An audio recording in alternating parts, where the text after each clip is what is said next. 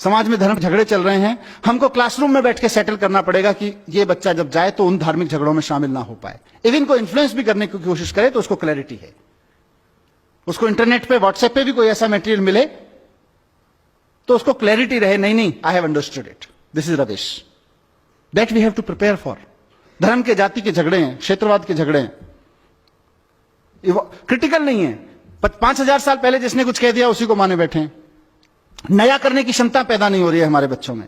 आप देखिए कितने बच्चे हैं जो नया पैदा कर सकते हैं, नया सोच सकते हैं, क्योंकि नया करने के लिए रिस्क चाहिए, रिस्क लेने की क्षमता चाहिए, और रिस्क लेने की क्षमता हम लोग नहीं पैदा कर पा रहे हैं बच्चों में। क्योंकि हम जब पैदा कर पाएंगे तो हमारी क्लास में पढ़ने वाले 40 बच्चों में से कम 38 के बीच होनी चाहिए। अभी तो 38 में से 40 में से 2 के बीच है, उसके बहुत सारे और संयोग कारण हो सकते हैं। क्योंकि जब क्लासरूम से रिवॉल्यूशन से पैदा होगा, कॉन्फिडेंस पैदा होगा, नया करने की जिज्ञासा पैदा होगी, हिम्मत पैदा होगी, तो वो 40 में से 38 बच्चों की में पैदा होगी कम से कम। और उसका नतीजा क्या हो रहा है? एक नेशन जो अपने आप में कॉन्फिडेंट नहीं है, एक सोसाइटी जो अपने आप में अपने थॉट्स पे कॉन्फिडेंट नहीं है, अपने थॉट्स के प्रति क्रिटिकल, अपनी कन्वेंशंस के प्रति क्रिटिकल नहीं है, कुछ नया करने की हिम्मत नहीं जुटा पा रही है। 1500 साल पहले आर्यभट्ट ने कहा था शून्य है, शून्य की खोज की उसने किया, और हमने 1500 साल क्या किया? हमने 1500 साल गाना गाया, जब जीरो दिया मेरे भारत ने दुनिया को तब गिनती आई। हमने गाना गाया, और उसी शून्य का 1500 साल पहले जिस हिंदुस्तान ने शून्य का आविष्कार किया, उसी शून्य का इस्तेमाल अमेरिका और यूरोप के साइंटिस्ट ने करके पूरा साइबर वर्ल्ड उस शून्य में खड़ा कर दिया। हम गाना गाते रह गए, जब जीरो दिया मेरे भारत ने दुनिया को तब गिनती आई। उन्होंने साइबर वर्ल्ड खड़ा कर दिया। आज वो ट्विटर चलाते हैं, फेसबुक चलाते हैं, गूगल चलाते हैं, यूट्यूब चलाते हैं, हम अपने लड़के लड़कियां नौकरी करने भेजते हैं उनके यहां पे, और हम कहते हैं कि हम तो बहुत महान देश थे पहले से। हम अच्छा हमने किया है, काफी कुछ किया है, ऐसा नहीं है कि एजुकेशन में कुछ नहीं हुआ। मैं with due respect to every educator मैं कहना चाहता हूं कि एजुकेशन की आज तक की बहुत अचीवमेंट है। आज मैं अगर आपके सामने खड़ा होकर इस मंच से बोल पा रहा हूं और आप में से कोई इस बात को लेकर क्वेश्चन नहीं कर रहा है कि ये जो आदमी इतनी बड़ी बड़ी बातें यहां कर रहा है, इसका धर्म और जाति क्या है, वो एजुकेशन की अचीवमेंट है आज हमारे यहां।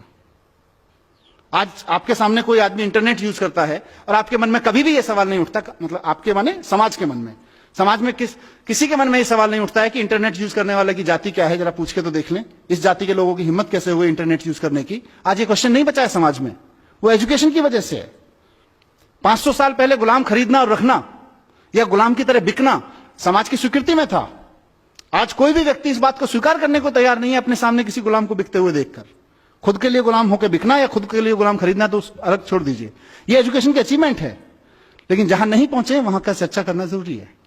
जो छूट गया एजुकेशन से वो बहुत क्रिटिकल है और वो बहुत स्लो है। इसीलिए मैंने कहा हम अतीत के गुणगान में बहुत लग गए हैं। हिंदुस्तान की सबसे बड़ी प्रॉब्लम यही है कि हम अतीत का गुणगान बहुत करते हैं। हमारे यहां आर्यभट्ट हुए थे, अरे सर जी आर्यभट्ट हुए थे, उसके बाद हमने क्या किया? आर्यभट्ट तो होके चले गए।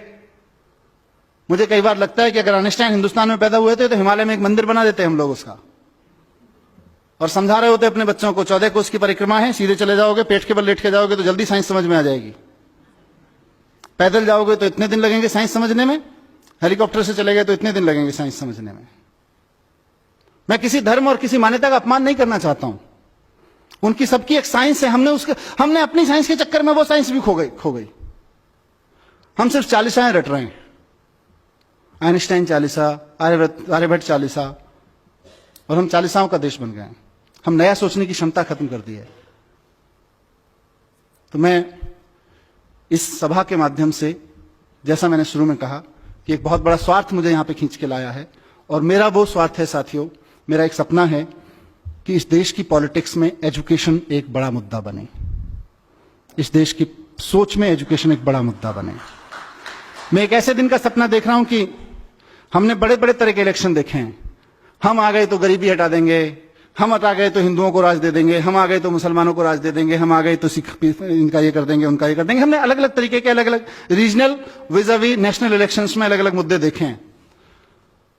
मैं चाहता हूं कि इस देश में इस बात पर डिबेट हो और पॉलिटिकल पार्टीज आके खड़ी हों और कहें कि अगर हम आ गए तो हम एजुकेशन को यहां लाके खड़ा करेंगे, उस पर इलेक्शन लड़े जाएं। गलत सपना तो नहीं देख रहा जी?